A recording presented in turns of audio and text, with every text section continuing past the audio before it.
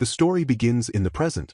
The former university student, Pia Rockwell, now 10 years old and having regained consciousness, finds her maid, Sarah, rushing to her bedside and asking if she has woken up. Pia had been lying dazed in bed, experiencing a high fever.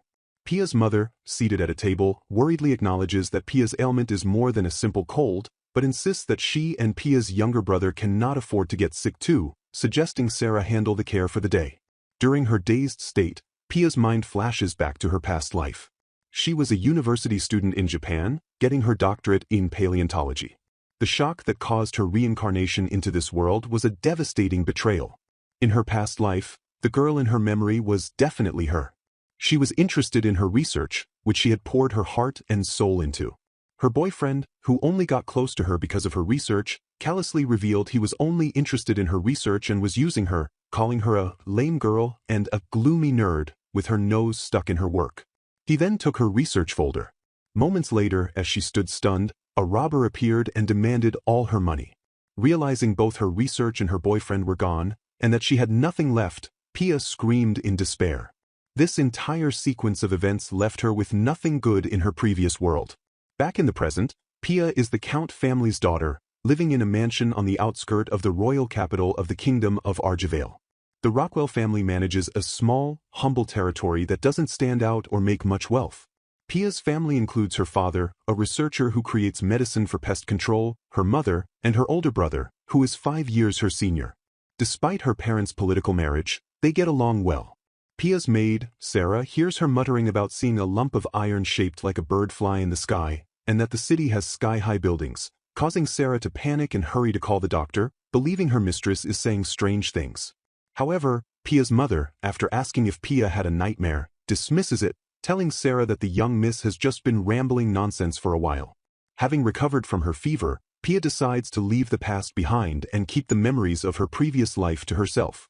Sarah excitedly greets her, mentioning that Pia has a guest visiting today, to which Pia expresses surprise.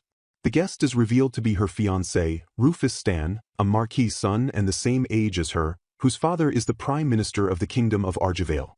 Rufus has brilliant ash-blonde hair that sparkles in the light, smooth white porcelain skin, and round, clear emerald green eyes that still reflect innocence. Pia instantly recognizes him as a capture target from an otome game she played in her past life called Caroline and the Rainbow Magic Sweets, Karamajai.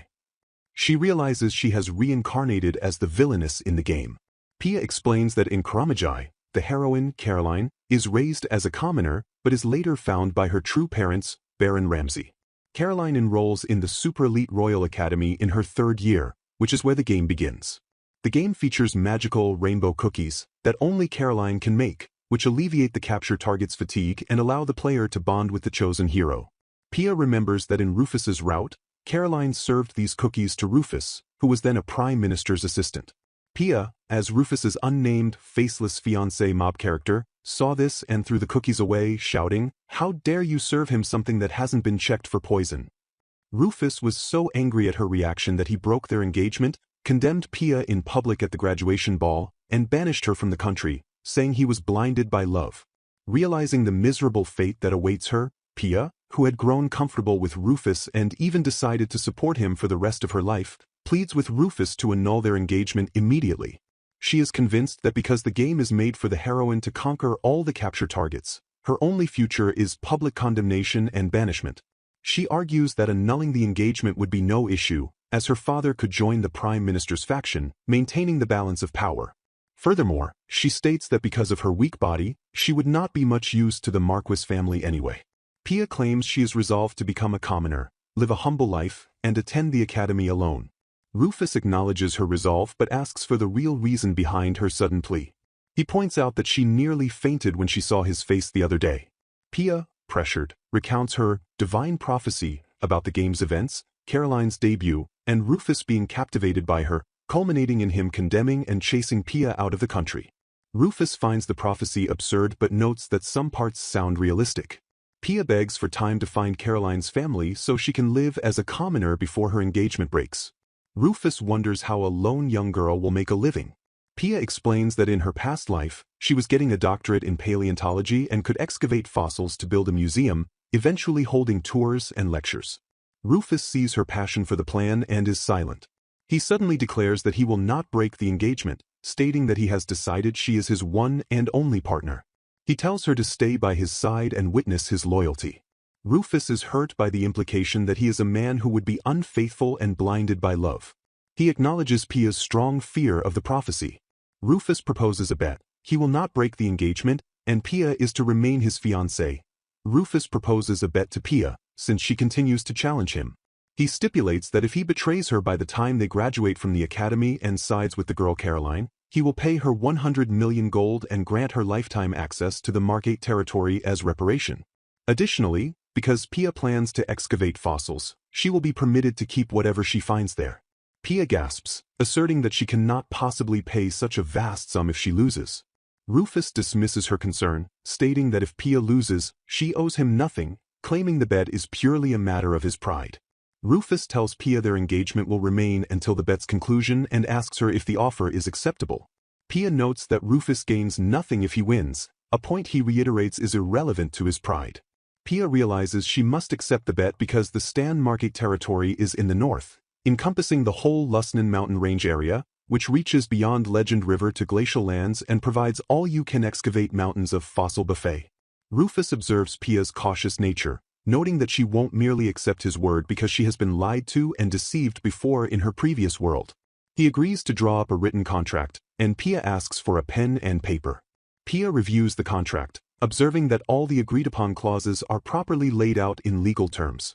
She then questions Rufus about the necessity of a clause at the end, which stipulates that if the betrayal does not occur, she agrees to promptly marry him and move into his residence.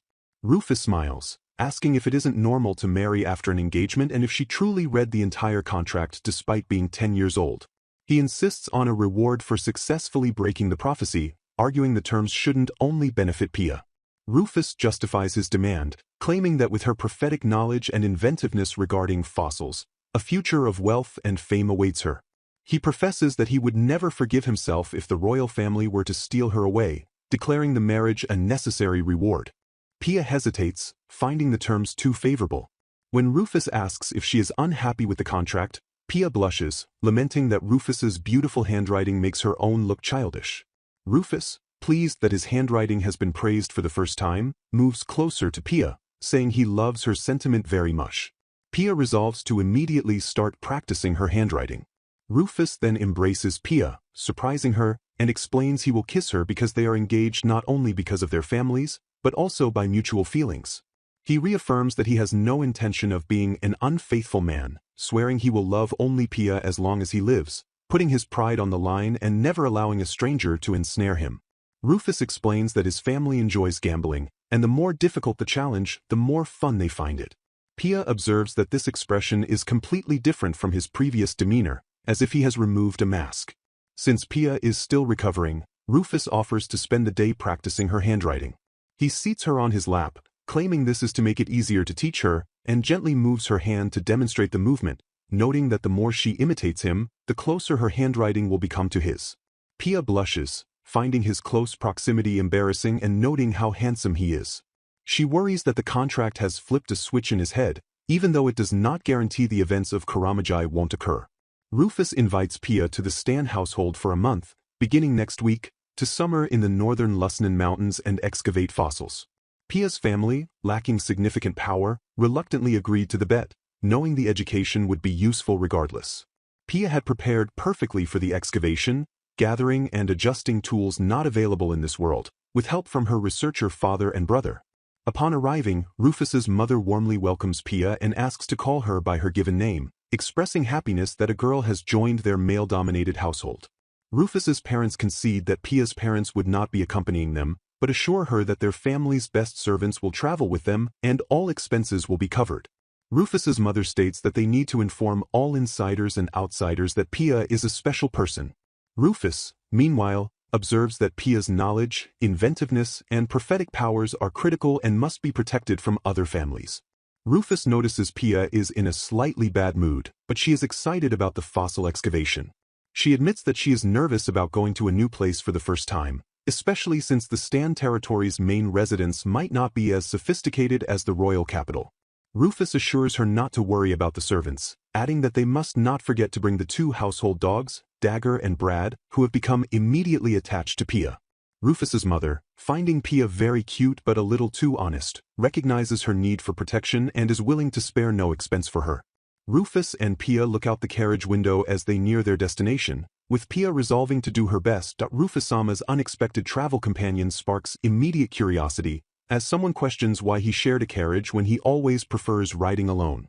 The question is followed by surprise that Rufus-sama shared the carriage with someone else.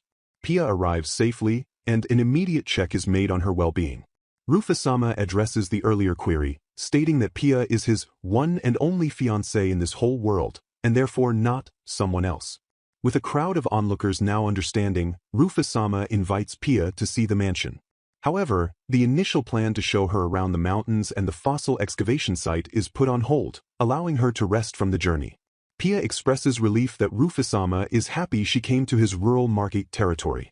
Her maid, Sarah, reassures her, stating Rufus-sama's opinion is all that matters and his clear intentions mean the worries about other noblewomen's interest are irrelevant. Back at the mansion, Pia's anxiety about being a nuisance is evident, but the head butler, Tom-san, is described as extremely kind, offering comfort. Sarah reveals that the Stan household servants were welcoming, giving the feeling of, "Don't let her go," or "Make sure to keep her." Sarah wonders if other noblewomen are worried because the territory is a 4-day carriage ride from the royal capital. Sarah affirms Rufus-sama's popularity and excellent assets.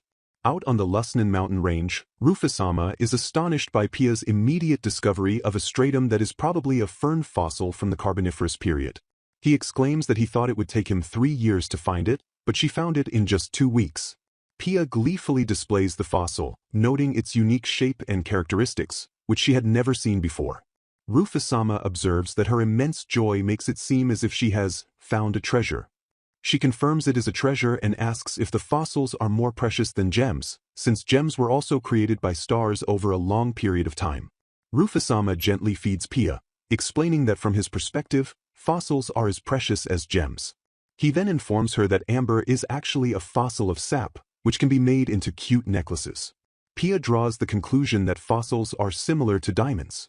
During a break from digging, Rufus-sama tells Pia she has regained her appetite because her worries vanished while immersed in the excavation.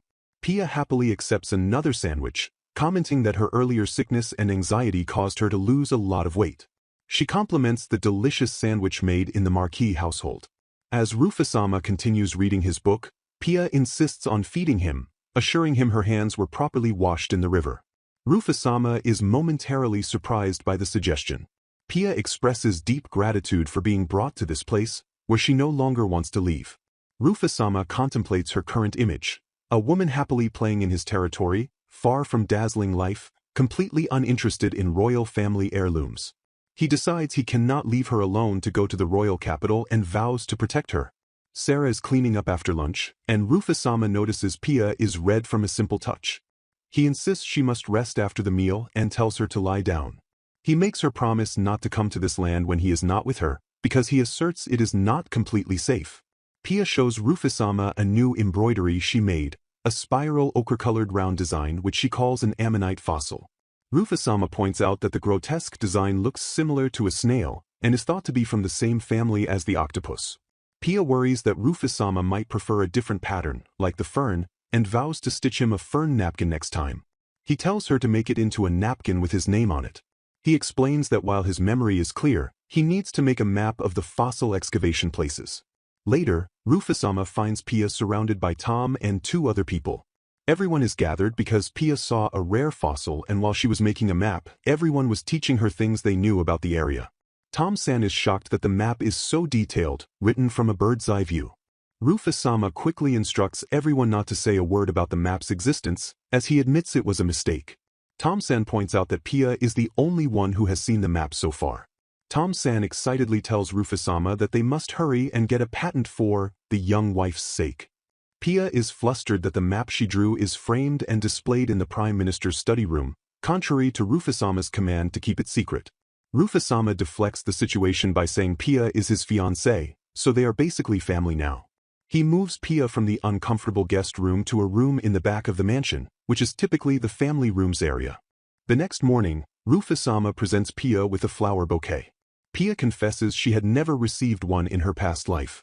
Rufus-sama replies he is glad it is to her liking and suggests they have breakfast together. Pia thanks him, stating she is sure today is going to be great as well. That afternoon, Rufus-sama suggests they practice her handwriting since he has free time. Pia becomes flustered when he implies her handwriting has already become better than his, and she then worries that she shouldn't be sitting in his lap. Later, while digging, Pia finds a new surface that reminds her of the time she found a sugi fossil. Rufus-sama interrupts her excitement, telling her it is time to take a break, drink water, and lie down for a nap together. He warns her that if she does not listen, he will not bring her there anymore. Rufus-sama expresses concern to Sarah that Pia is still getting thinner, despite sleeping well after spending time outside the tired mansion. Sarah reveals that recently Pia still sometimes cries when she sleeps. Rufus-sama reflects on Pia's history. Her engagement was decided at the age of 8 to establish political power and show the Stan household was a valuable faction. He initially thought she was a perfect partner, as arranged marriages among aristocrats were common and he was okay with anyone who did not stand in his way. However, after catching a high fever, she received a divine prophecy and changed. The despair she felt from the prophecy made her grow weak, leading her to take off the mask of the obedient, good noblewoman. She was not afraid of losing the Marquis's money or political power and requested to break off the engagement because she did not want to be hated by him. Rufus-sama realized she wanted him, which caused him to feel an emotion he thought he would never feel in his lifetime: love. He fell in love with her just like that and was surprised, but deemed it not an issue as long as he gets Pia in the end. That is why he tells her he will create an environment where she can love him freely. Pia smiles, stating she made him a napkin with a fossil embroidery. Rufus-sama internally notes that she should only cry on his chest. Pia, the fiancée of Rufus Stan, Count Rockwell's daughter, reflects on her heritage. The Rockwell family, being a generation of scholars, has a current family head who successfully developed low-cost pesticides, which he distributed widely to the public under the condition that the royal family also use it. Pia acknowledges Rufus's selflessness and tolerance, but she doesn't forgive those foolish people who mock his nature and vows to show them no mercy later. Pia's older brother, Ralev, who is next in line to be Count, is currently in the academy, researching the study of sound, such as how human ears receive sound and how far a sound wave can travel. Pia admits she is not deeply interested in his work and did not understand half of what he was explaining. Their kind mother is the pivot of the Rockwell household, managing the territory and raising a family of good-natured people so they can focus on their research. Pia believes the army probably will not leave Rufus alone. Pia is a continuation of that scholar bloodline, a child prodigy who, at the young age of 10, wields a unique and solid perspective on topography and geology. She earnestly and steadily works, carefully analyzing, guessing minerals, and excavating from the geology, demonstrating the possibility of disasters and managing the terrain after detailed investigation. Rufus confronts Sarah about the intruders, asking how many people there are. Sarah responds there are 6 people, and Rufus, sitting with Pia asleep on his lap, informs Sarah that Dagger, the dog, has run to the forest. Rufus surmises that the target of the 6 intruders is either someone wishing for his father's downfall or, most likely, someone from a neighboring country crossing the border via the Lusnan mountain range to attack them. Sarah believes the target is the young Miss Pia, based on the fact that Rufus put sleeping pills in her drink. Rufus instructs Sarah to use any possible means to make the intruders confess the name of their sender because they never learn their lesson. He promises to contact Sarah promptly after the interrogation. Sarah is shocked, trembling at the realization of the danger, but Rufus calmly dismisses the intruders as a mere fly and makes Sarah promise not to let Pia find out about this. Rufus gazes at Pia, noting her light green eyes, which stare at the truth of mankind. He notices her black hair, which cannot be dyed by anything, seems to represent her strong and earnest conviction. Rufus observes that once Pia absorbs herself in her research, it is as if sound no longer reaches her. Yet, when the girl with godly intellect sees him, she moves her pink lips with the biggest smile and calls his name. He resolves that he will not hand Pia over to anyone else and that he is the only one who can make her smile wholeheartedly forever. Rufus proclaims that she is his and that he does not care about the profits she will bring in the future. He just wants the girl in front of him, who loves him and welcomes him with a cheerful voice, to continue smiling. The great Stan household heir wonders what the idiots are doing, making him their enemy. He asserts there is no way he will allow his beloved Pia to become involved in the filthy political war over power. He determines it is time to show them the power difference between them. Mike, his subordinate, delivers a report on the week's intruders. Mike reveals that the intruders included 2 spies from the neighboring Melik country, 1 bandit, and 3 men from Count Baird's faction. Mike explains that, besides the idiot bandit, all the rest were plotting crimes against the young Mississippi. The spies from Melik realized the deployment of the Stan private army was rearranged and received an order from above to kill them, because they believed the Stan household hired a strategist. Rufus deduces that the existence of Pia's map was leaked by someone, as it clearly showed the geographical weak points of the Stan territory. Rufus remarks that this groundbreaking map offers too many benefits and is destined to become common among their people. Thus it is obvious they must send reinforcements to the weak areas before the information spreads. He wonders how the enemies will react if they find out the strategist is a mere 10-year-old girl. Mike also reports that in Count Baird's case, Count Rockwell accidentally revealed that the proposal to the king was his daughter's suggestion. Rufus remarks that is his father-in-law's fault, and tells Mike that Pia's father naturally has the right to talk about his daughter. Mike acknowledges the situation but insists they must protect her. Rufus mentions that Baird's eldest son is 4 years older than them, implying a further threat. Rufus considers that His Excellency the Prime Minister is a perfectionist and that the plan is to catch the whole herd with one throw. He notes that some aristocrats who took the bait were not completely captured, and the Marquis advised to let him roam a bit more. However, Rufus is infuriated that they were boldly trying to steal Pia from him. The royal capital is under renovation for King John's 10th coronation anniversary. Therefore, Rufus orders Mike to send their second-rate timber to the royal capital at once. Rufus believes that even though it is second-rate, it is still a Stan brand that many nobles will prefer over Baird's timber, which is his main trade. He considers this as simple revenge, and the only thing he could afford to do without his father's permission. Mike confirms that Pia's honorable attitude is definitely the teachings of the Rockwell household, as she speaks kindly and even bows her head to uncouth people like him and the apprentice gardener kid. Mike comments that Pia-sama is still herself even after becoming the fiancée of the next Marquis head, never acting self-important. Mike bows, honoring Rufus's keen insight for arranging an environment where Pia can thrive and grow comfortably. Mike expresses his astonishment that the country's #1 genius is an innocent, angelic little girl. Mike reports that Baron Ramsay's household has not brought in any new servants and is living normally. Rufus instructs Mike to inform his father to appoint a guard in the Rockwell house, as they lack a sense of danger, crime prevention measures, and their desks are piled up with scribbles that are a gold mine of information. Rufus realizes that Pia probably did not tell him everything in the prophecy, which is why she could not tell anyone and reached a terrible state. He states there is no way he will let her suffer anymore because of the prophecy. Rufus resolves to be Pia's salvation beyond her imagination. He acknowledges that Pia, despite trembling with anxiety every day, still yearns for him and wishes for his heart to be hers. He knows that Pia resigned herself to fate like an adult because of the prophecy, but she does not know the future he is watching for. He tells himself she must just believe in him as he accepts the darkness of being a prime minister, occasionally making ruthless and cruel decisions and bearing the consequences. Rufus finds strength in the simple fact that Pia loves him, which keeps him standing. He admits he is no longer able to live without her warmth. He reluctantly asks Mike to guard Pia, despite Mike's other responsibilities. Mike honors the request, proclaiming it is his honor to be the one protecting the Marquis's treasure, and vows to utterly crush any person or thing that attacks them. Pia reflects on her life, acknowledging that she became 14 years old and Rufus got 200 points out of 100 at being a fiancé. She is grateful that Caroline has not appeared so far and thanks her family, Rufus-sama, and everyone in the Marquis Stan household for warmly watching over her.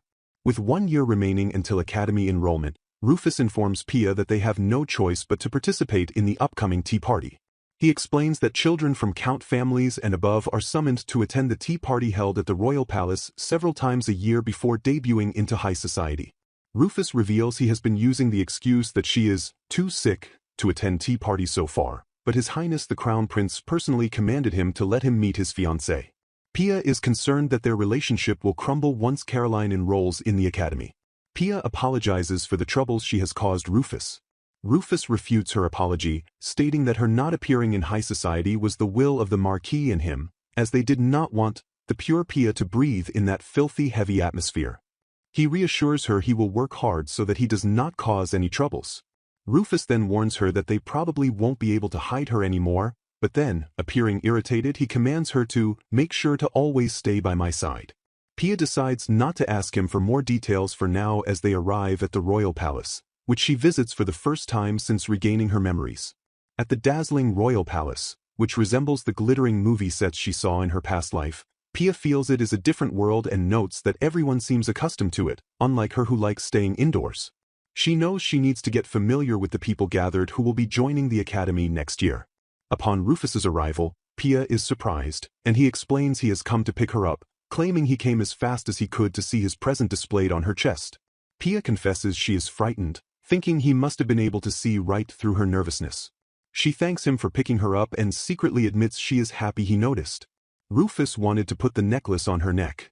Pia asks if he is lending her the emerald stone necklace, observing its clearness. Rufus insists he is not lending it to her, as the Stan household has no girls, so all their ornaments will eventually become Pia's. He says he thought the fairy tears stone would complement the simple dress she is wearing. He explains that he just thought wearing my color would make her very happy. Pia is overwhelmed, finding the gift too much. Rufus sternly commands her never to answer such questions obediently to anyone but him, asserting that his Pia is honest. An attendant notes Rufus's desire to monopolize her is showing. Rufus asks if there are any complaints. The attendant immediately retracts any complaint, leaving the young Miss Pia in his care. Pia worries her preparation was lacking since she was in a hurry and did not choose well, but Rufus assures her it suits her well. Rufus invites her to go, calling the place the enemy base. Pia agrees, bracing herself, and promises to do her best not to be a nuisance. Pia prepares her heart for the hectic tea party at the royal palace, immediately feeling completely out of place. Upon arriving, Pia notices Rufus's visible irritation, as he clicks his tongue and tells her to come closer. She notes that "don't say useless things" is written all over his face. Rufus and Pia greet the crown prince, Philip, who has blush-purple hair and ruby-colored eyes. Pia recognizes that some of the game's captured targets are present. She identifies the light purple-haired man as Jeremy-sama, who is destined to become a doctor, and the tall, red-haired man as Henry Cox, the Count's son and the son of the Captain of Knights. Pia resolves to stay away from the captured targets as much as possible. Rufus, noticing Pia's anxiety, instructs her not to worry. However, everyone is eager to talk to Rufus-sama, and he deflects their attention, stating he will hear their business-related matters later when he is by himself. Henry Cox, the red-haired man, interrupts, calling Rufus's intimidating behavior out and noting that the one catching everyone's attention is actually Rufus. Henry mentions that it is the first time Rufus has brought a woman, which is why everyone is interested. Pia remembers Henry's character from the game, the easiest route, where showering him with compliments, having lunch with him, or giving him sweets would make him fall in love easily. Henry, still trying to engage Rufus, reveals that he bet 1,000 gold with the crown prince that Rufus did not have a fiancée. Rufus explodes in anger, asking Henry if he has a death wish for daring to scare his fiancée to this degree. A beautiful noblewoman approaches, introducing herself as Erin White, the daughter of the Marquis, and apologizes for scaring Pia. Pia recognizes her and wonders if she is the villainous noblewoman in Henry's route. Rufus clicks his tongue a second time, expressing his anger that Pia's name is now known. Pia introduces herself as Pia Rockwell, but Rufus tells her not to stoop down to the level of ignorant people. Erin, the Marquis's daughter, asks to befriend Pia and pledges to protect her when Rufus is absent, swearing by the White family's name. Pia is surprised by the friendship request from the daughter of one of the 4 Marquis families, which are right under the king in power. Rufus uses this opportunity to his advantage, asking if Erin pledges her loyalty to the Stan family in this place, knowing that the White household has a long-standing river flooding problem. Erin's attendant reveals that 2 years ago, the White family borrowed the knowledge of the Count Rockwell family, Pia's family, at His Majesty's recommendation. The Count suggested creating an embankment that increased the width 3 times, leading to a dramatic damage decrease. He also reveals that Pia's father told them that his daughter was the one who found the exact place to dig. Rufus is angry about the information leak and commands them to stop talking about it. Erin accepts Rufus's offer and pledge for the time being, revealing they are currently working on building an upstream reservoir. Pia is overjoyed to have made her first female friend, Erin, aside from her maid Sarah.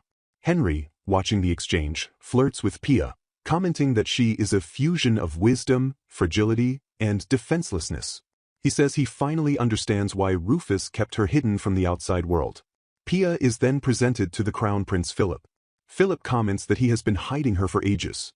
The daughter of the Marquis Keith, Amelia Keith, steps forward to tell the Crown Prince that he is more beautiful than his fiancée. Amelia then berates Henry for making such a rude comment to a lady.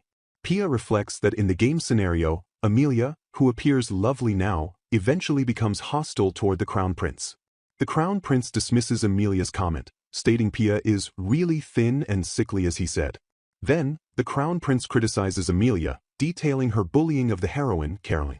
He says she threw Caroline's textbooks, poured wine over her dress, and even pushed her into the garden lake in the middle of winter, annulling their engagement. Pia, overwhelmed by the harsh reality of the game's cruelty, turns pale. Rufus immediately attends to her, asking if she is okay, and the Crown Prince acknowledges she was genuinely sick and tells Rufus to take her to rest. Pia apologizes for making Rufus worry and for relying on him. Rufus leaves to get her water, telling her not to move. Pia realizes Rufus is gradually getting angrier. She reflects that in the game, Rufus was a cold character who never easily changed his facial emotions, a detail noted by the narrator as the cold Duke of the North. Pia sits in the garden, which is the game's date location between Caroline and the Crown Prince, concluding that the main setting did not change despite her memories. Pia fears that the heroine, Caroline, who will appear during their third year in the academy at the age of 17, will cause her to be exiled, regardless of the chosen route. She dreads watching Caroline and Rufus flirt in Rufusama's route, knowing her heart would be shattered. Pia considers that she can continue living by avoiding bullying Caroline or being involved in rumors of harassment. She also considers studying abroad as a better alternative. Still, the Rockwell family lacks the money or connections to send an ordinary person like her, unless she has some achievements that bring benefits to the country. Pia is determined to find fossils, which she uses as an amulet substitute, as they are only found in this country. A man's voice interrupts her thoughts, calling out, "Hey, cute young lady." The lively tea party concluded, prompting an observer to ask the man standing nearby if he was taking a break from the gathering. The observer speculated about the man's identity, noting that no one came accompanied by their parents to the party that day, and the man's rough-looking shirt and khaki pants suggested he couldn't be from the royal palace. Yet, the man gave off a majestic aura similar to the observer's own father-in-law, Rufusama's father. The man approached Pia, gently mocking her choice of jewelry, asking if the stone in her chest was the fairy tears. He expressed disbelief that she had already reached the point where they would give her the family heirloom to wear. He complimented her on having inherited the Count's light gray eyes. He seemed to understand Pia's situation, realizing she was the noble lady strictly protected by the Marquis Stan family, citing the Rockwell's wisdom. Pia, startled, introduced herself as Pia Rockwell. The man asked if he could call her Pia. Pia struggled to answer, indicating he shouldn't use such a casual nickname, even though she didn't know his identity. The man, clearly pleased, introduced himself as Uncle Johnny. He asked Pia if she had fun today. Pia confessed it was her first time attending such a gathering. Uncle Johnny, seeing her nervousness, told her not to worry, promising he would not laugh at her or tell anyone about their conversation. Pia revealed that her plan was to not catch people's attention and then go back home secretly as soon as possible. She thought she was not good at socializing and that she had ended up ruining the mood and was a burden to her fiancé. Uncle Johnny chuckled, noting that if her goal was to rest, taking a break here was considered a success. Pia became suddenly talkative, showing him a fossil she had with her. She was passionate about fossil research. Uncle Johnny asked what it was, but then immediately corrected himself, realizing it was an energy source that he was told about yesterday. He realized it was the petroleum field model, finding it romantic that it was like encountering something from the past. Pia explained that to be precise, it was a rock formed from a bivalve over 5 million years. He then asked her where she discovered it. Pia, thinking internally, realized she couldn't tell him it was from the Stan territory and decided she had forgot. She was happy that a great person was showing interest in fossil research. Suddenly, Pia sensed danger, realizing Rufus was coming with a demon-like face. Uncle Johnny, realizing Rufus was approaching, made an urgent request for the Prime Minister to confess later and promised to meet her later. He urged Pia to work hard on her research and promised he would cheer her on from the shadows. Rufusama arrived, looking furious, and asked Pia if anyone insolent had done anything to her. Rufusama, completely flustered, asked about the man, demanding to know about the middle-aged man with ruby eyes who was able to navigate the royal palace in secret without the guard noticing while wearing commoner's clothes. He was shocked that the man called himself Uncle Johnny. Pia, still processing, realized the man had taken her father's bait. She wondered if he was an acquaintance of the Stan family or a high-ranking official from a humble background. Rufusama asked how Pia was feeling. He decided they should go back once Pia finished her drink since they had already greeted the crown prince. Pia realized she had ended up showing him her uncool side. She admitted she was much better now. Rufusama then picked Pia up and carried her in his arms. Pia protested, saying she could walk by herself. Rufusama told her to stay still, explaining he would be worried if he didn't do this, and asked if she was embarrassed. He assured her they would go through the garden so nobody would see them. As he carried her, Rufusama kissed her forehead, telling her there was no way he was showing Pia's cute blushing face to anyone. He also added that he still wanted everyone to know that nobody could get in between their love. Pia noticed other people were cheering too much. Rufusama spotted a fly in the royal palace, and Pia wondered if she should tell her father to gift them one of the insecticides he made. Rufusama announced the carriage was ready. A lady-in-waiting, Sarah, was approached and asked what was going on. Sarah was shocked that the calm and collected Rufusama, who was already confirmed to be the next prime minister, would leave the party after princess carrying his fiancée and showing off by kissing her. She knew this was a side the young miss was better off not knowing. Sarah noted that it was already the talk of the town in the royal capital that Rufusama was only like this towards the young miss. Sarah then informed Pia that it was decided they would spend the summer in the Stan territory again. Pia was delighted, exclaiming it was perfect. Sarah observed how fast the two of them grew up, noting that this would be their 5th time spending the summer there. Pia thanked Sarah. Pia was excited, thinking that there were a lot of places she needed to investigate and she would find a lot of fossils this year too. She looked at Rufusama and realized that the more time she spent with him, the more she could tell. Pia realized she had grown up considerably and began reflecting on Rufusama's true nature. Rufusama was hardworking. He studies 3 times more than the average person without taking any rest. He was also 10 times a better schemer than anyone else. He treasures his family a lot, even though he was always saying bad things about them. He also was always thinking of his people in the territory. Sometimes, he became his parents' limb that moved around nonchalantly, doing the dirty work instead of his father, the prime minister. He never made fun of her mining passion, which was far from what a noble lady should be concerned about. He came with her to the territory and protected her, allowing her to be herself freely without judgment. Rufusama, who was only shown a smiling face to Caroline in the game, was now showing Pia his smiling face, and was displaying all kinds of different expressions in the mansion. Pia concluded that he's Rufusama, a real living flesh full of compassion, and not a character that appeared in a game. Rufusama startled Pia, asking what was wrong when her hands stopped moving. He was helping her write an essay for the Academy's entrance test, which they must finish writing soon. Pia apologized, explaining she was spacing out. She realized she was about to drop the ink. Pia's mother-in-law, who was present, noted that she was wearing high-quality daily clothes selected by her, and boasted that she had never dropped a single candy piece. Pia then opened her mouth and realized the candy Rufusama had placed on her tongue was delicious, and that she was in love with Rufusama. Pia reflected that she ended up falling in love with him after all. She had always thought that even if she was exiled from the country according to the game, she would be able to survive as long as she had the fossils and the money she would get from their bet. She wondered if her memories of the game were getting clearer because the game was about to start or because she was closer to her previous life's age at death. If this was the case, when they entered the academy, the main stage of the game, everything would start moving by fate according to the game scenario. She feared that their true love might be something used to bring the game route to a climax. Pia was extremely frightened of being thrown out by Rufusama. Rufusama offered her another piece of candy, reminding her that sugar activates the brain. She realized that Rufusama was incredibly sweet to her. Just like that, they became 15 years old and Pia became a student in the academy. She had taken Rufusama's suggestion and made her entrance essay about fossils, which got her a PhD in geology. This was because the high-ranking people in the academy were very pleased that the geological fossil research would not compete with various already existing geological disciplines. Pia had actually graduated from the academy first before earning her PhD just to keep the academic formalities. She admitted that all her knowledge was something that already exists in her previous life's textbooks, making her feel a bit guilty. Instead of being in the academy's research lab, she was given an office. Rufusama told her it was a perfect way to guarantee that the men stealing Caroline from the prophecy would not be able to lay a finger on her. He assured her that it was only natural when looking at her achievements, noting she was humble and modest. He informed her that there were currently only 20 professors across the whole country, and that the Academy's president has the same authority as any minister in the country. Therefore, even if she were stripped of her noble title, the country's highest academic institution would forever protect her.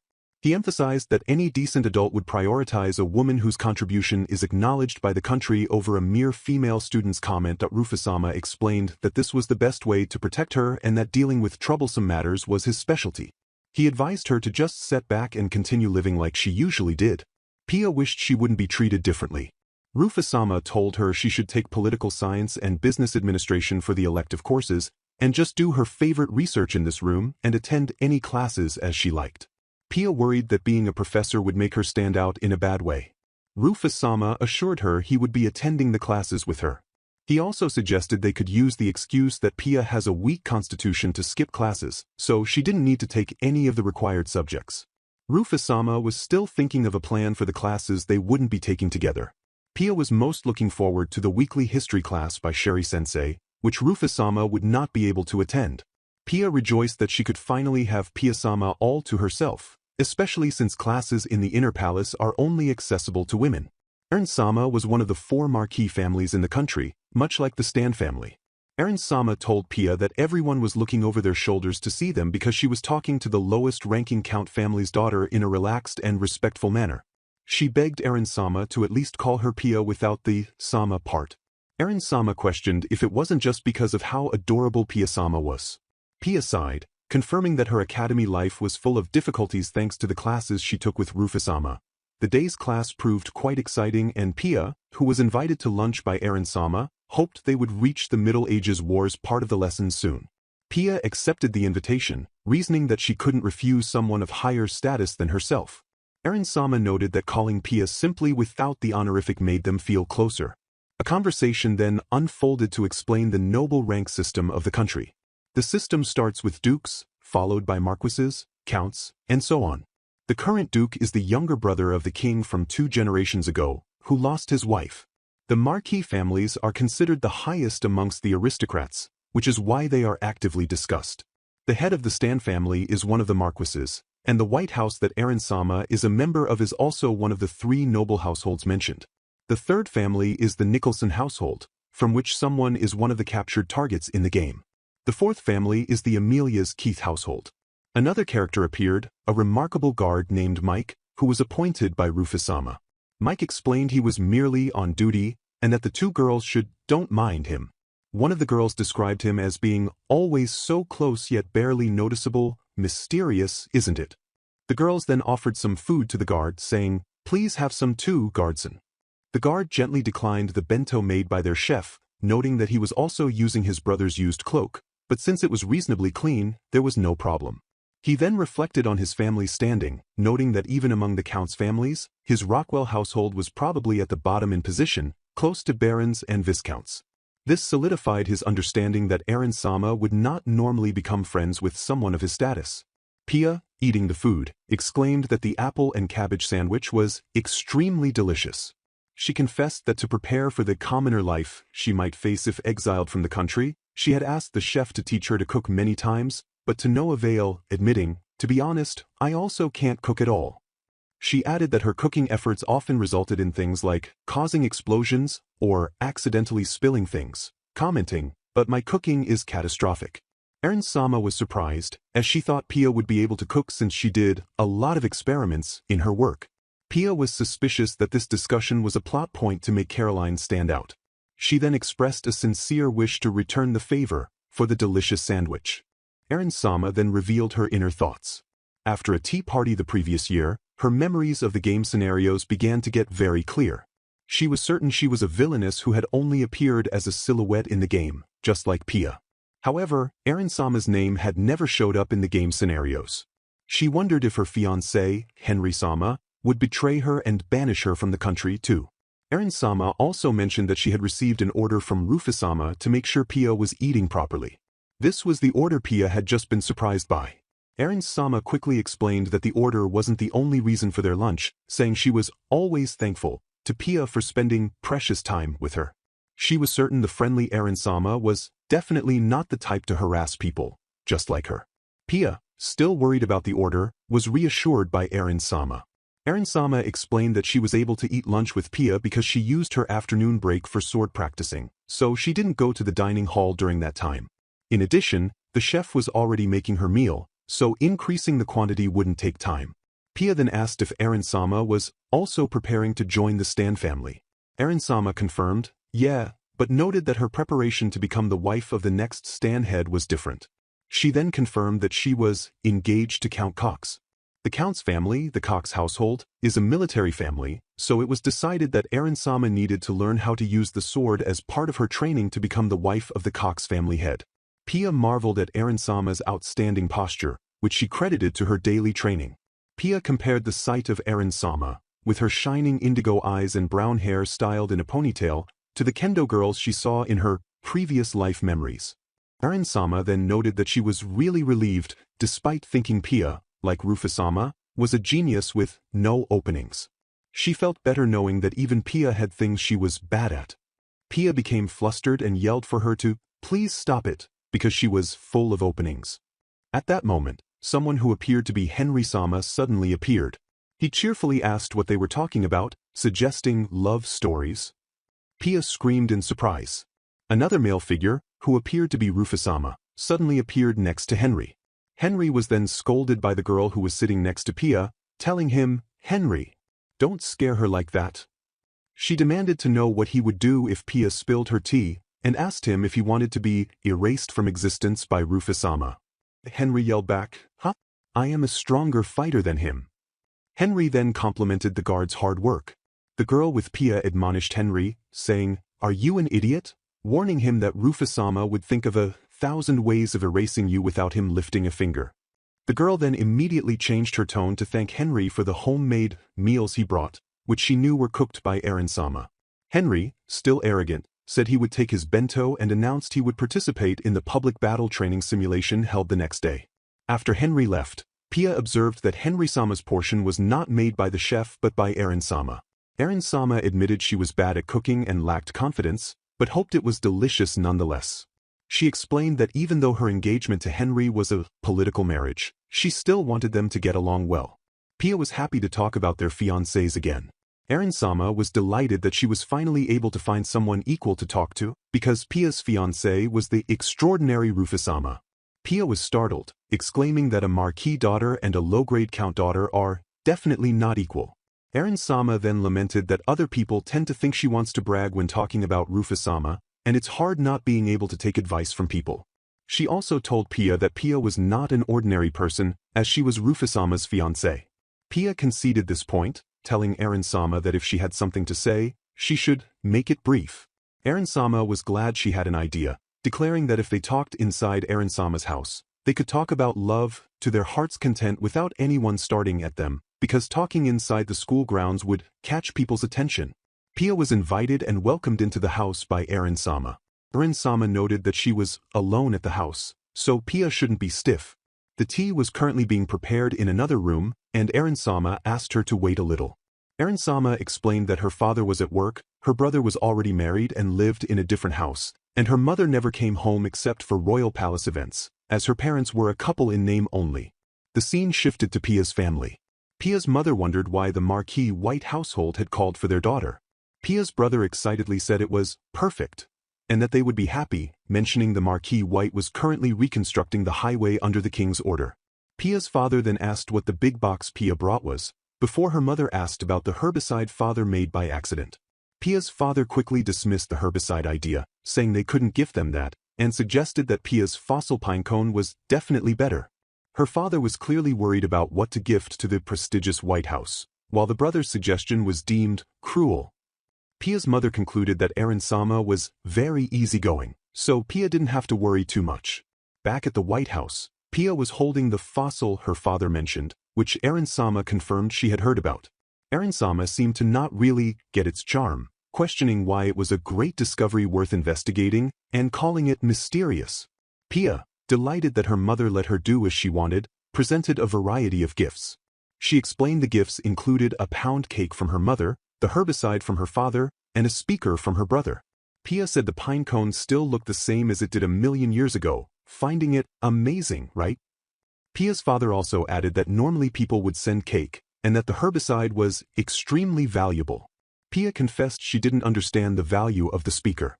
She decided that in any case, it would be a good idea to tell Rufus-sama about these.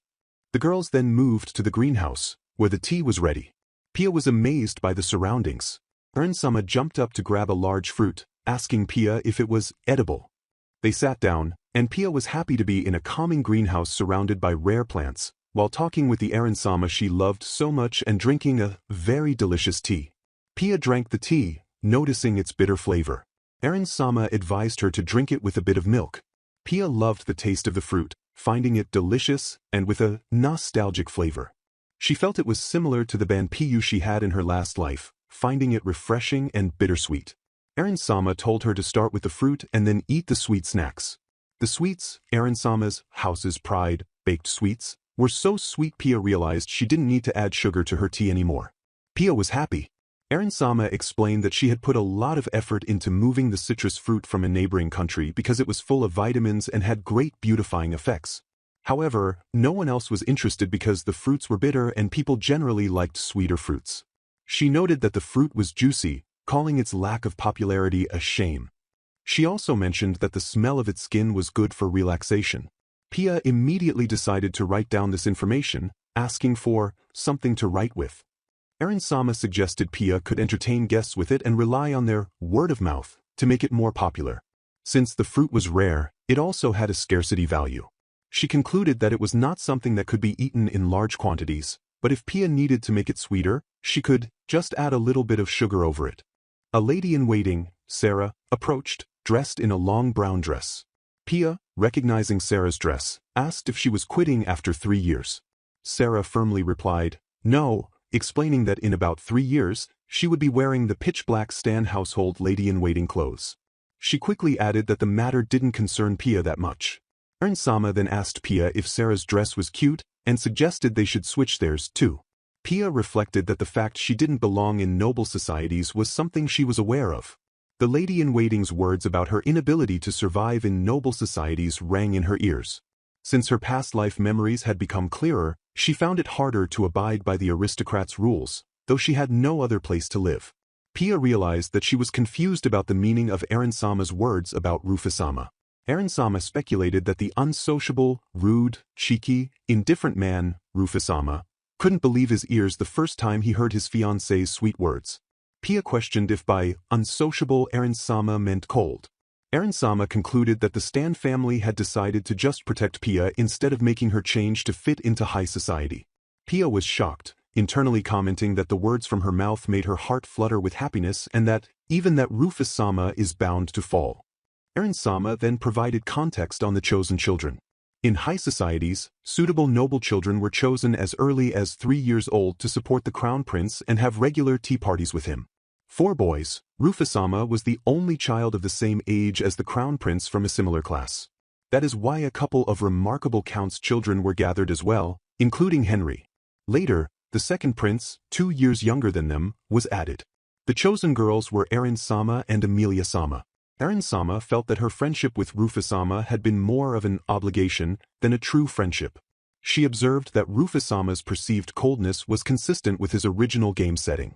Rufus-sama was completely uncooperative, preferring to read alone in the corner. He would only come to play when the carefree prince dragged him there, and even then he looked troubled. Rufus-sama would observe the others from afar with a barely existent smile, while looking bored. He would confuse the other kids by talking about advanced topics for their age. He was also very good at playing the piano, and his table manners were perfect. Erin-sama had been learning to play the violin and was always compared to him, which she found a pain. She preferred not being involved and would watch Henry and the others playing sword. Since then, Rufus-sama had always been mature. Eventually, Amelia got engaged to His Highness, and Erin-sama was dismissed from her role. Then, as if tied by fate, the Knights Captain was invited to tutor Erin-sama, and her engagement with Henry was decided. Pia realized that attending those Henry-sama tea parties must have delivered significant results.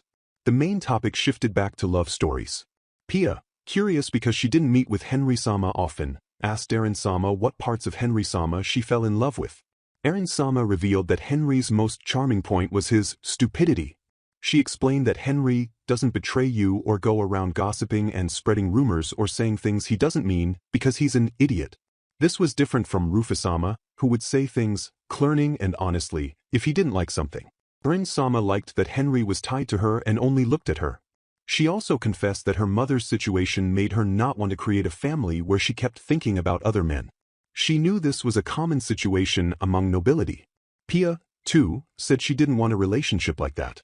Erin-sama, like Pia, did her best to not bore Henry by looking for interesting topics to talk to him about, practicing the sword with him, or making him hand-cooked meals.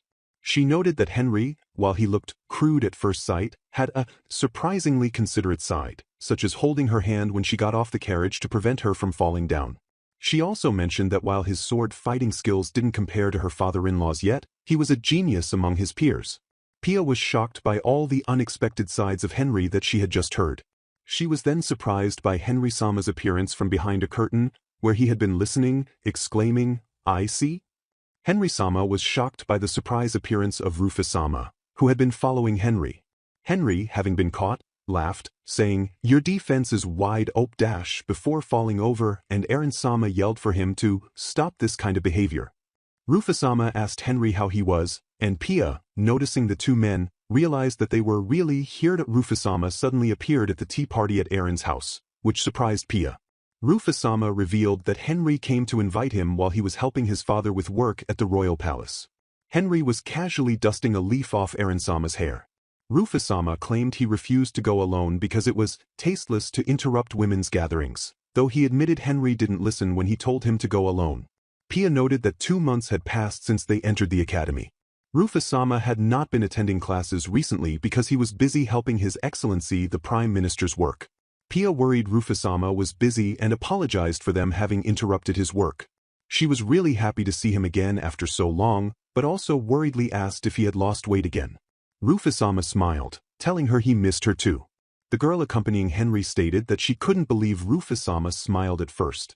Erin-sama thanked Henry-sama for bringing Rufus-sama and said she would forgive him because Pia said so.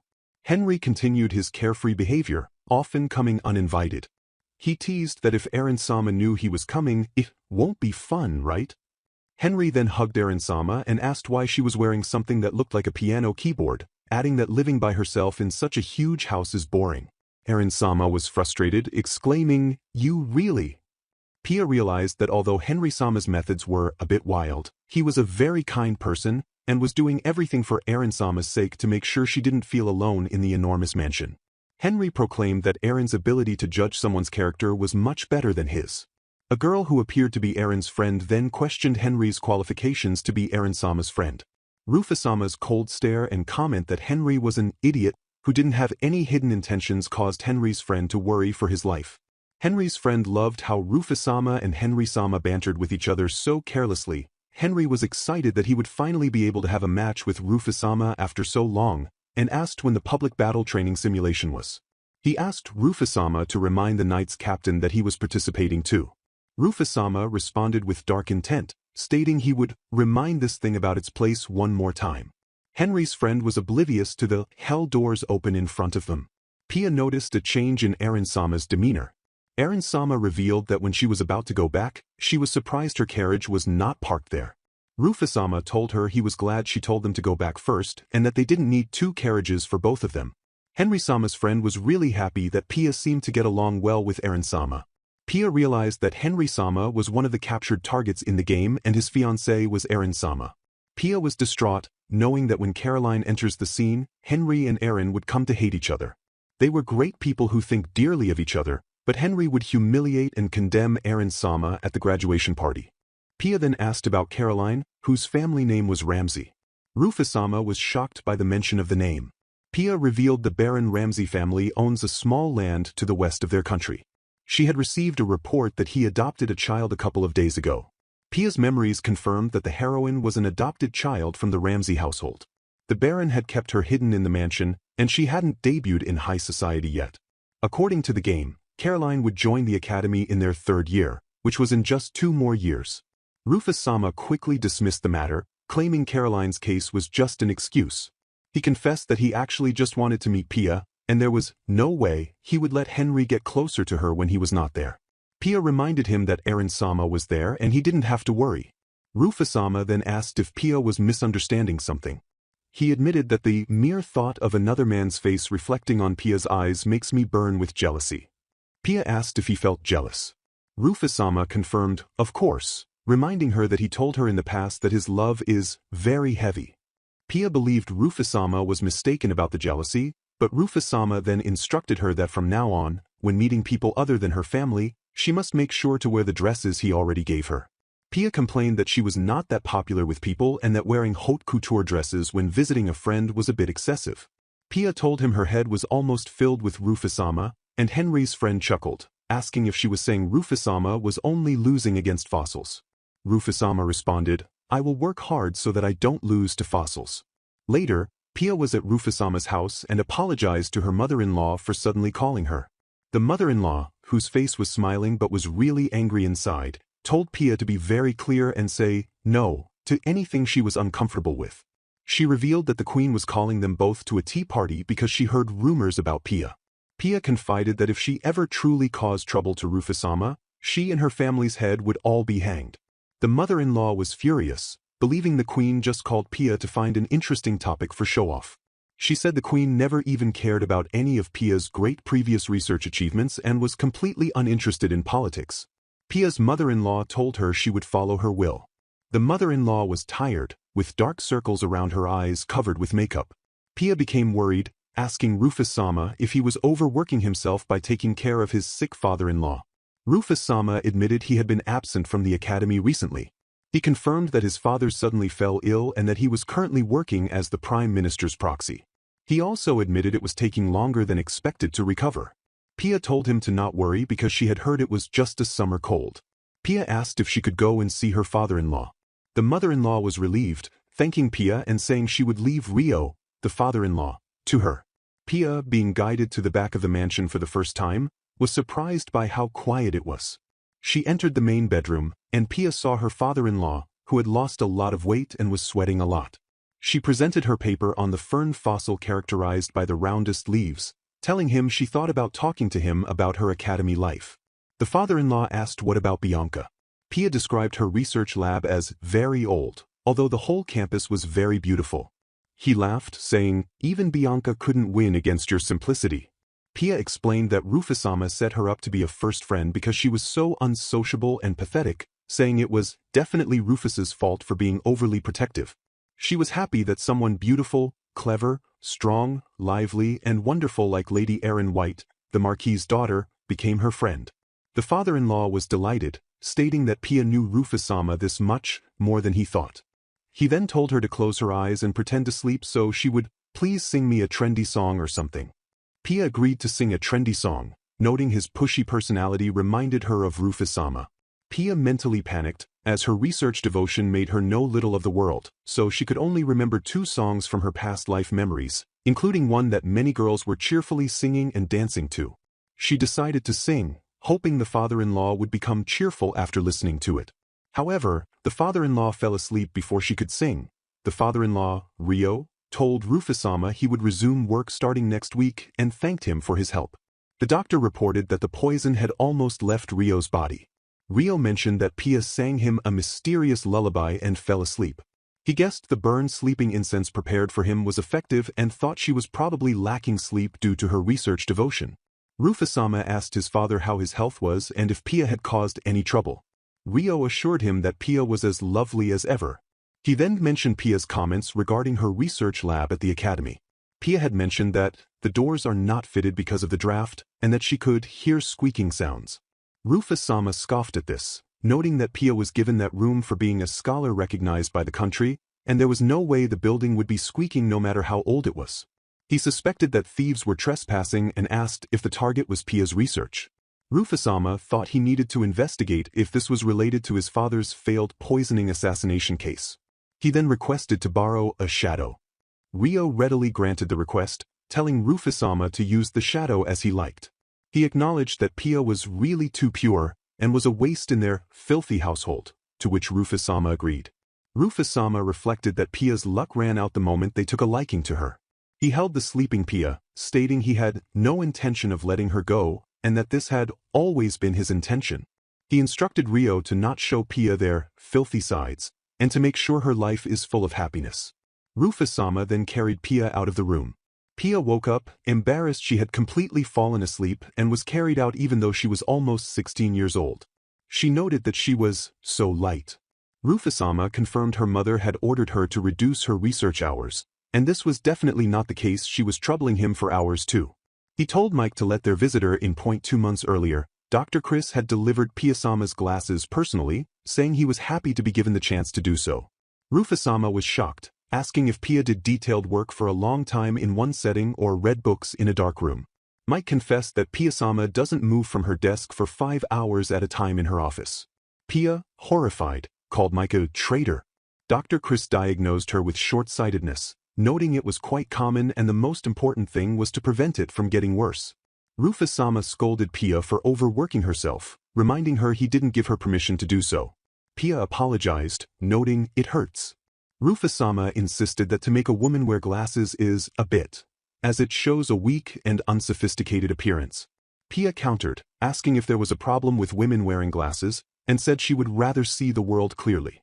Dr. Chris confirmed that Pia was an established researcher and was bound to continue reading or working with fine detailed work. Rufus-sama stated Pia's health was more important than appearances and that bad eyesight could cause other parts of her body to hurt too. He insisted she must not be cheap when it came to her physical health.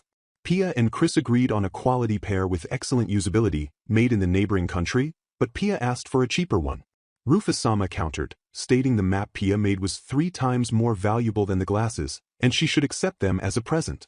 Pia, refusing to be called careless and sloppy, demanded that Rufus-sama order 2 pairs instead because scholars always prepare a spare. Pia was astonished that Rufus-sama knew her preference for the amber-colored frame, which Chris had done as ordered by Rufus-sama. Pia's first glasses in this world were so light, she could see everything clearly, even Rufus-sama's face. Rufus-sama, realizing his face was blurred to her until now, was slightly flustered. The after-school bell rang, and Pia was prepared to go back home. Uncle Johnny appeared in the garden of the royal palace, saying, "Long time no see," and calling her Professor Rockwell. He was in the country's cutting-edge science and technology research ward, where entry and exit are strictly monitored, but he held a red card that allows the holder to enter all places, including the president's office and the Army Gold Room. Uncle Johnny confessed he was a good friend of the president. Uncle Johnny had a job request for Pia.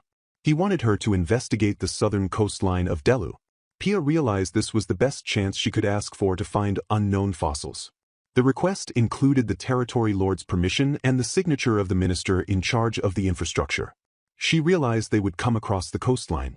Uncle Johnny offered Pia 100,000 gold daily for land surveying only. Pia was shocked, demanding to know how he knew she had investigated the Stan territory 2 years ago. Uncle Johnny explained that they must compensate for investigation fees, production costs, travel expenses, and such. Pia thought it was a very tempting offer that would allow her to get some job experience and save up now, as she might get banished from the country in 2 years. Uncle Johnny revealed he had already gotten her guardian's permission, showing her a letter with her father's handwriting. The letter said the family was indebted to this person and asked Pia to accept his request. Pia realized she couldn't refuse now. They made a written contract and Pia told him, "I'll be in your care." Rufus-sama's father was proud of Pia for getting a grip when it's time and for her intellect. Pia confronted Rufus-sama, apologizing for Mike, and asserting that she acted on her own accord by accepting the job request. Rufus-sama's guard, Mike, also apologized for not being able to stop Pia-sama. Rufus-sama concluded that Pia's decision was not wrong, recognizing that taking the initiative and blocking all paths of retreat is that man's way of doing things. Pia explained that the job was something she wanted to do. She confirmed that the investigation allows her to legally enter lands that have never been excavated before.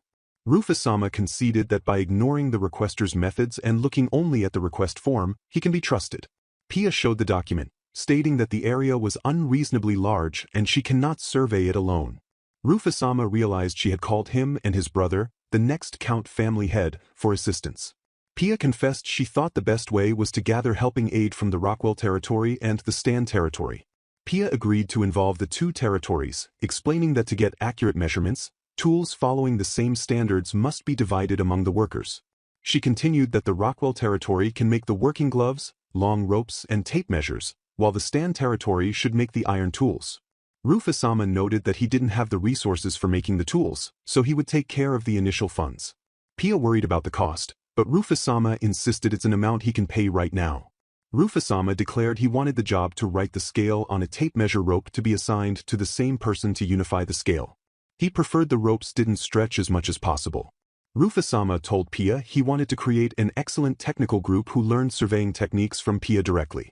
He proposed a hands-on lecture during the summer vacation at the Stan territory.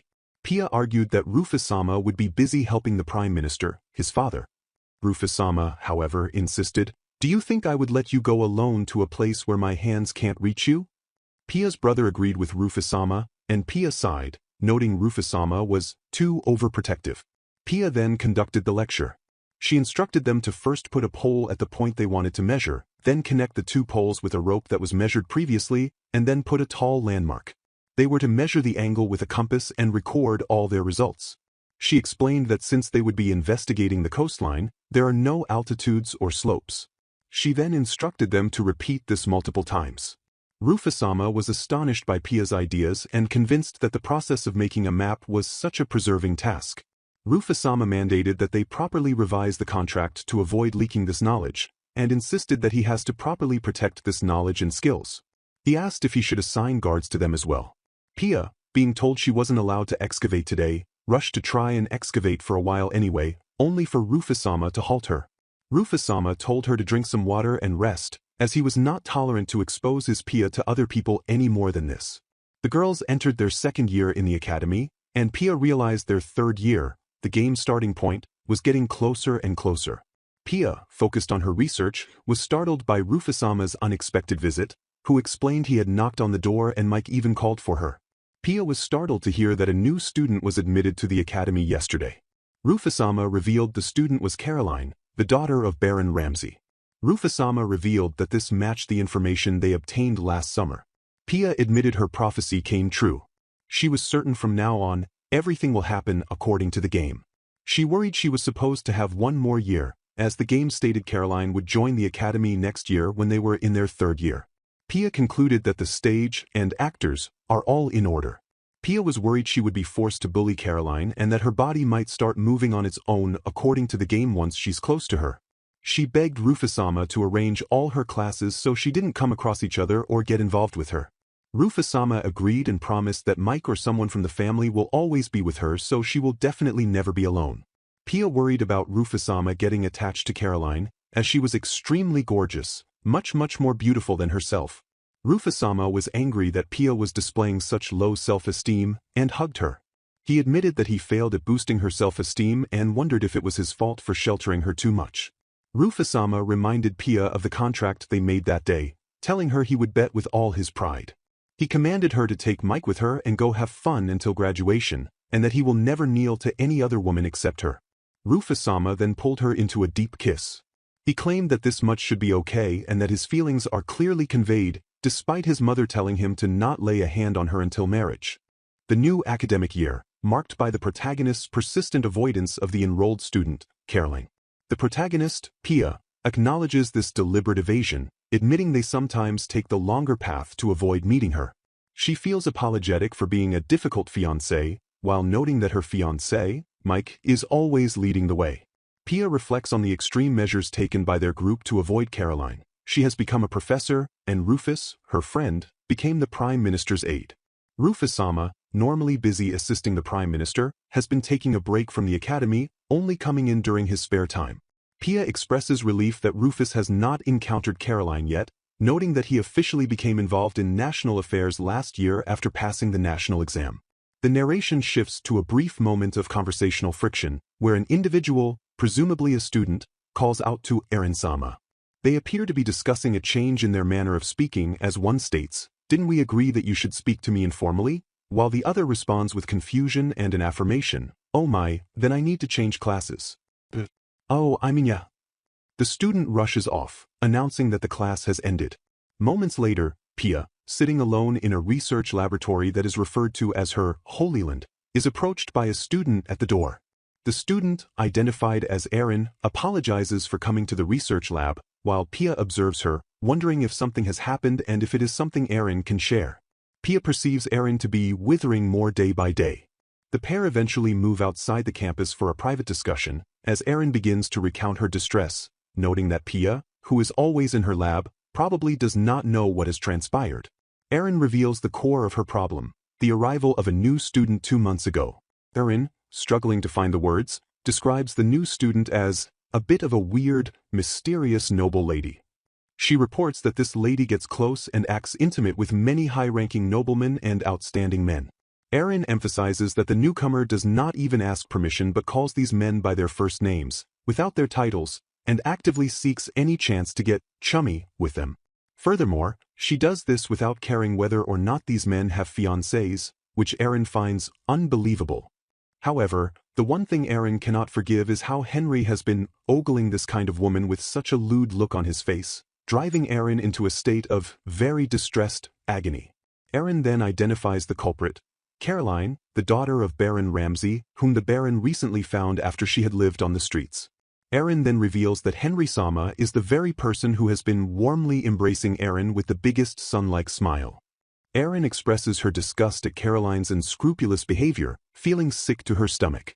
She speculates that the men from good families are bewitched by the friendliness of peasants' upbringing.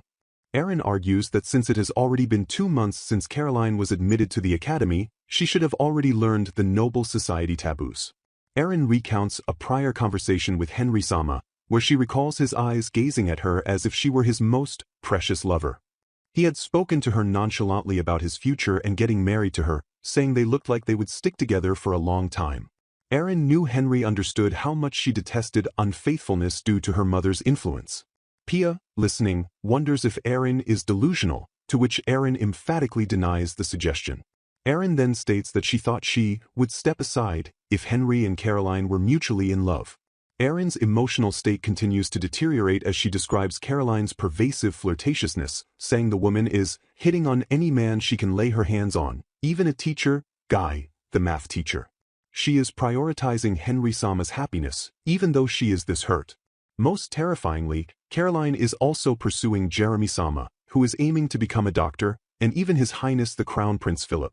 Erin laments that Caroline is going after someone who already has a fiancé, Amelia-sama, and is ruining the engagement decided by the king for the future of the nation. Pia reflects internally, connecting Caroline's behavior to the game's mechanics, where flirting with all other captured targets at the same time is okay, to maximize favorability ratings, provided one target is eventually chosen. Pia recognizes that Caroline, who is one of the 4 men's captured targets in the game, seems to be intentionally trying to increase everyone's favorability rating to the maximum until the end of the game. Pia wonders if Caroline is just a people-pleaser, or if she cares about the people who get devastated over her choices. The conversation concludes with Erin, tears welling up, deciding to go back home for a while Pia apologizes for not having noticed her distress sooner. Erin asks Pia to keep sending letters, admitting that she will feel lonely as she does not have any other friends besides Pia.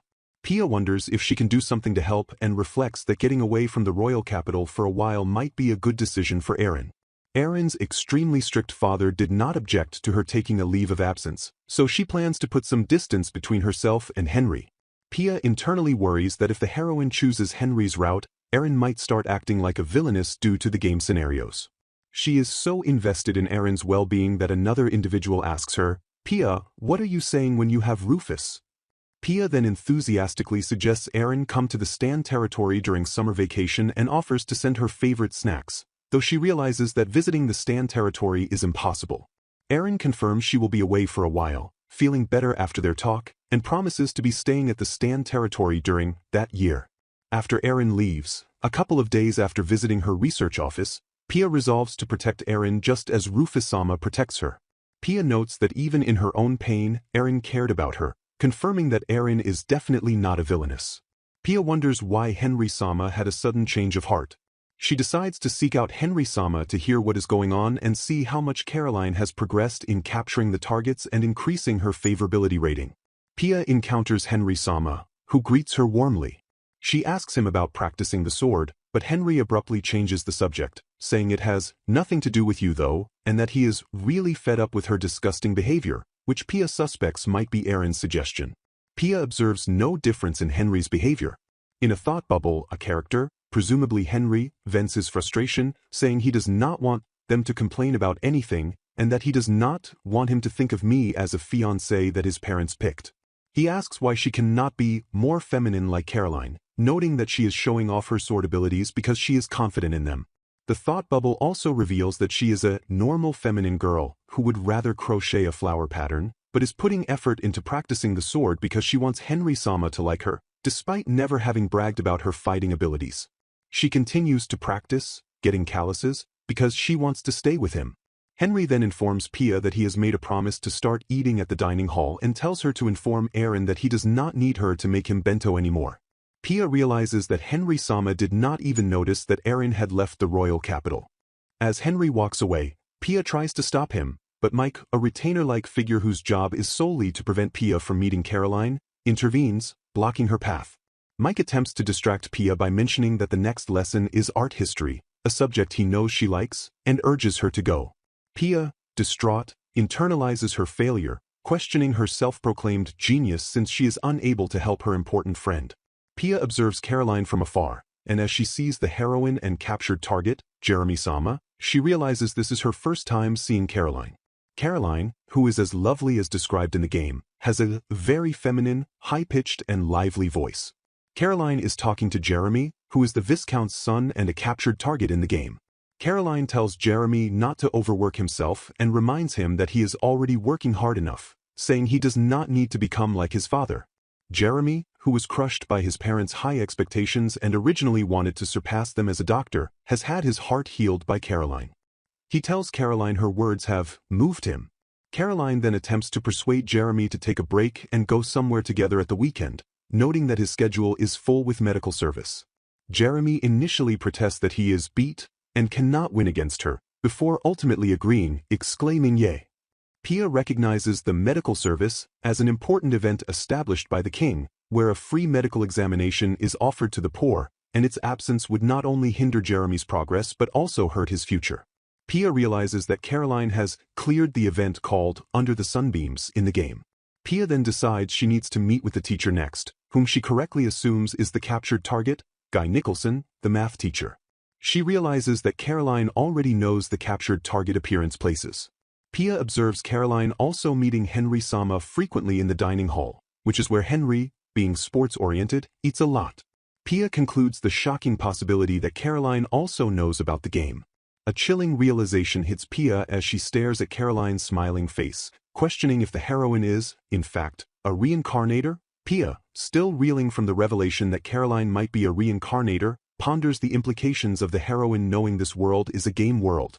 Her use of the phrase, event clear, in the garden, indicating successful completion of a game scenario, suggests she knows all the game scenarios and is deliberately launching an attack.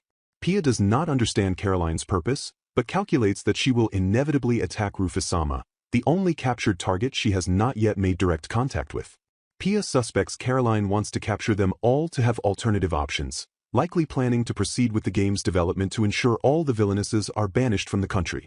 Pia realizes the threat of a reincarnator is far greater, as Caroline might use tricks to force the game scenarios to unfold.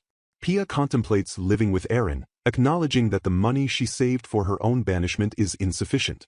As she considers whether she should tell Rufus-sama about Caroline's nature and the possibility of a forced game scenario, she hears a voice at the door. Pia's maid, Sarah, announces that Rufus-sama has come to see her. Rufus-sama sweeps into the room, declaring that he will enter. Rufus-sama expresses concern, stating he heard about Pia's disheartened condition from Mike. He notices that Pia looks paler. Pia, ashamed to make him worry despite his demanding schedule, apologizes. She assures him she is fine but confesses she simply didn't feel like doing research today. Rufus-sama instantly proposes a date. Rufus-sama instructs Sarah to get Pia ready, and asks if Pia will dress up for him. Sarah confirms the request. Pia emerges in a bright green dress, which Rufus-sama praises, comparing her beauty to a tree fairy. Pia asks if she should remove her glasses, but Rufus-sama insists she keep them on, as she needs them. He then instructs Sarah to inform his mother-in-law that he will ensure Pia is returned before midnight. As they leave, Pia marvels that Rufusama is making this effort, and he reveals that his father suggested he take her on a date to cheer her up. Pia protests that he didn't have to bother himself, stating she would have been happy simply drinking tea in her research office. Rufusama then confesses that he was angry when he found out Pia was looking unwell. Pia inwardly wrestles with her thoughts about telling Rufusama the truth. She considers her lack of proof and the sudden, suspicious change in Henry-sama. She wonders if she will be banished and if Rufusama will end up the same way if Caroline follows the game scenarios. She decides to discuss the issues with him later, once she calms down. Rufusama interrupts her thoughts, asserting that he is her partner for tonight's date, and commands her to look at him and think only about him. As they arrive at their destination, Pia notices the dazzling lights, even at night. They have arrived at the Royal Theatre. Pia has never seen it before, and marvels at the big and splendid fountain. The Marquis Stan family has a reserved seat there during the season. Tonight's performance is a popular comedy play, which Rufusama's mother recommended, saying it was so stupid, but encouraging them to enjoy themselves. Pia recognizes this theater as the location of the game event scenario titled, The Fountain in Front of the Theater. In that scenario, Caroline, unable to buy tickets, sat alone at the fountain. The Crown Prince appeared, laughed as Caroline explained her predicament, and then gracefully escorted her to the royal box for a dreamy time alone. This experience caused the Crown Prince's heart to drift from his fiancée, Amelia, towards the innocently enjoyed Caroline. Pia realizes Caroline is at the theater now. Pia panics, realizing that if she is seen with Rufusama, Caroline will know the face of the silhouette Villainess. She worries that Rufusama will fall in love with her due to the game force. Rufusama, noticing Pia's agitation, asks her if she knew that woman would be here. Pia stammers the no. He presses her, asking if she realized she is here, and Pia replies with a hesitant yes. Rufusama deduces that she is preoccupied with many thoughts and is basing her caution on the prophecy. He tightens his grasp on her hand. Rufusama instructs Mike to keep his eyes on that woman and tell him if her eyes caught them. He then urges Pia to go inside before they are discovered. Pia asks if he knew what Caroline's face looked like. Rufusama explains that he simply remembered her face and characteristics from a picture and they had not met directly. Rufusama then asks Pia if she felt something when she saw her, perhaps even a glance. Pia emphatically denies feeling anything. Rufusama assures her that the only person that can shake his heart in the past, present, and even the future is Pia. Pia, relieved but still nervous, confesses her fear that the beautiful girl would be reflected in his eyes. Rufusama tells her to think of it as the jealousy of a small-minded girl. Pia believes him. Rufusama's act of freeing his busy schedule just to cheer her up makes Pia incredibly happy, and she is thankful for his unwavering kindness. She decides to quickly fix her makeup before the play starts. She applies the lipstick Sarah prepared, hoping to brighten her very pale face to avoid worrying Rufusama anymore. As Pia waits in a place where they can see each other, she spots Rufusama talking with someone. She realizes the other person must be someone he cannot shake off. Pia is approached by a handsome young man who notices her elaborate dress, high quality, expensive glasses, and the feeling of a woman from a count family or above. The man assumes Pia is lost and asks if she is alone. Pia is unnerved by his close proximity. She informs him that she came here with someone. The man, who Pia instantly perceives as a playboy, tells her he cannot believe someone would leave a person like her alone. He boldly suggests she leave such a man and enjoy her time with him instead. He then takes her hand, kisses it and asks for her name. Pia shivers, noting how innocent his brazen flirtation is. As he offers to treat her to a sweet drink, Pia struggles to handle the situation. Just as the man prepares to escort her to the counter, Rufusama arrives, commanding the man to stop acting overly familiar with his fiancée. He identifies the brazen admirer as the son of Count Baird. Rufusama, still holding Pia close, commands Marius, the son of Count Baird, to stop getting in the way of their fun date. He asserts that their engagement has been reported to the country officially. Marius, shifting his demeanor to that of a completely different person, greets the vice prime minister and praises Pia as a graceful and lovely woman. However, Marius questions the engagement, noting he doesn't see any rings and asks if the Rockwell lady is still feeling uncertain. Rufusama counteracts this by drawing attention to Pia's necklace, asking if Marius saw it. Marius, recognizing the object, realizes Rufusama already gave Pia the family treasure. He criticizes this act as tasteless to exchange in front of other people and warns that you never know if something will happen during the engagement. Marius eventually concedes it is about time and bids Pia a farewell, promising to see her later. Pia internally rejects this, exclaiming, "There's no later." Rufus-sama apologizes for leaving Pia alone, asking if the encounter was scary. Pia denies fear, stating she was just surprised. They move toward their seats, and Rufus-sama proposes an evening-afternoon date like today since he is busy in the office at noon. He cheers for their first date with Pia, even though Pia notes she didn't get anything done. Rufus-sama expresses concern, having learned from Mike that Pia had been feeling unwell and looking pale, assuming it was because she was disheartened by Henry's attitude. He confesses he couldn't just ignore it. Pia apologizes for making Rufus-sama worried despite his busy schedule. When Pia asserts she is fine and just didn't feel like doing research, Rufus-sama suggests they go on a date. Pia is reluctant to bother him, stating she would have enjoyed a simple tea at her research office. Mike appears and reports that he missed the conference deadline for the paper despite a time extension, but more importantly, the Crown Prince event is progressing flawlessly. Mike confirms that Caroline was waiting in the fountain when His Highness the Crown Prince saw her, and they exchanged a few words before getting into the theater. Mike concludes that they are now in the royal seats. Pia recognizes this perfectly follows the game scenario and realizes Caroline is probably a reincarnate. Mike criticizes the Crown Prince's action, noting that while being a hardcore fan is one thing, going to watch a romantic comedy play alone in the theater, which is obviously a dating zone, means picking up a partner. Mike highlights the absence of the prince's fiancée, Lady Amelia. Pia realizes the royal box is right under them, but since they are in a private area, they won't have to face the prince and she won't be facing them. Rufus-sama dismisses the tension, urging Pia to change the mood and enjoy their date. Pia is relieved that her very expensive glasses, which were a present from Rufus-sama, allow her to see all the details while she hides in the corner so no one can see her. As they sit, Rufus-sama embraces her, whispering for her to look at the stage and relax because it's dark so nobody can see us. Pia observes that he has no intention of stopping his closeness, which distracts her. After the play, Rufus-sama asks if it was fun, and Pia replies the story was fast-paced so she didn't feel the time at all. Rufus-sama then asks if she is drunk, pointing to her flushing expression from the cocktail in her juice. Pia, now intoxicated, tearfully laments that she can't meet her love Aaron now all because of that idiot Henry. She admits she is lonely without Aaron. Rufus-sama comforts her, telling her all you have to do is to believe and wait, because once someone sees Pia's charm, they won't be able to leave. Pia, still intoxicated, admits she felt good when you complimented me today.